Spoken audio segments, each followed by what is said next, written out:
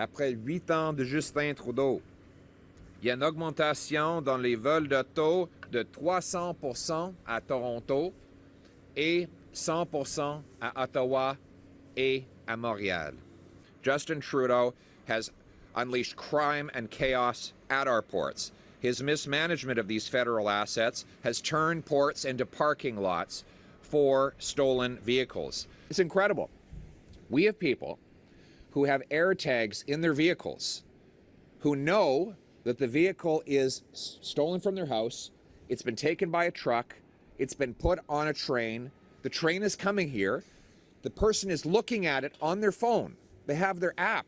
They're looking at their car going to Montreal. They call the cops. They say, my car is going to the Port of Montreal. Can you stop it? And the cops say, we have no way of stopping it. And so hours go by before it finally gets on a boat and it crosses the Atlantic in order to be sold off by organized crime to fund terror networks around the world, driving up our insurance premiums and terrorizing our innocent, law-abiding people, resulting in more violence on our streets. Let's get this straight. The managers don't know how to manage. So they hire consultants for millions of dollars to tell them how to manage. If you want to drive a truck, you have to know how to drive. You want to be a barber, you have to know how to cut hair. If you want to be a manager, you have to know how to manage. And if you don't know how to manage, I'm going to fire you. I will be firing people who admit that they are so incompetent that they need management consultants to do their jobs.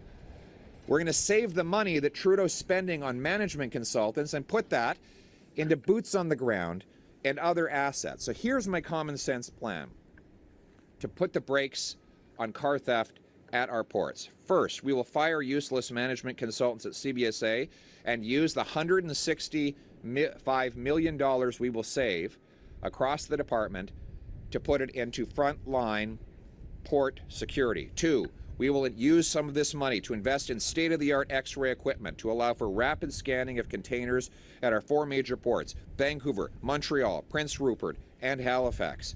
We will purchase 24 of these scanners. Each of them are capable of doing 150 containers per hour. That's almost 1 million containers per year.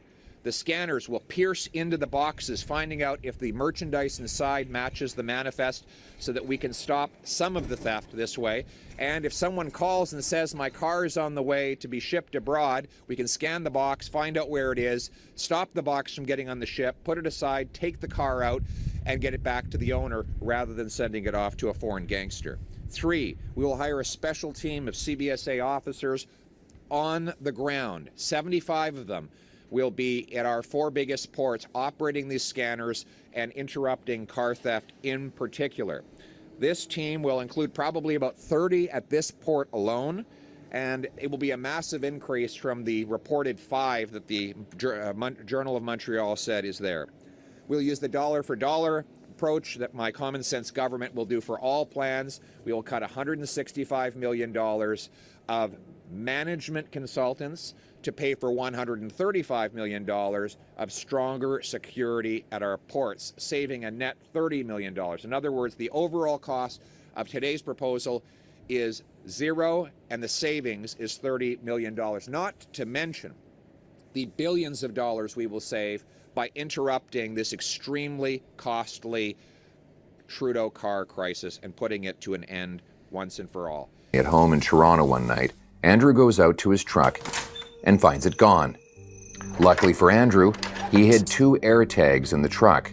In real time, he watched his stolen car make its way to the federal port of Montreal, Canada's top spot for stolen vehicles to be shipped out of the country and sold abroad. He contacted police at the port and was promptly told that local police can't search the shipping containers. Side note, the Canadian Border Service Agency only has 5 agents to inspect 580,000 containers that leave the federal port of Montreal every year. Now back to Andrew. He then watched his car cross the ocean all the way to Dubai. This is insane. But this is life after 8 years of Justin Trudeau. And the worst part is, Andrew isn't alone. The root of starting in a rail yard or a containerized lot and then being globally exported to countries in the Middle East, Northern Africa, Europe is quite common. It's alarmingly common. After 8 years of Justin Trudeau, car thefts are up 300% in Toronto and 100% in Montreal and Ottawa. How did this happen? Justin Trudeau's mismanagement and catch-and-release criminal justice policies. Yesterday, I talked about how the changes Justin Trudeau made to the criminal code put criminals before car owners.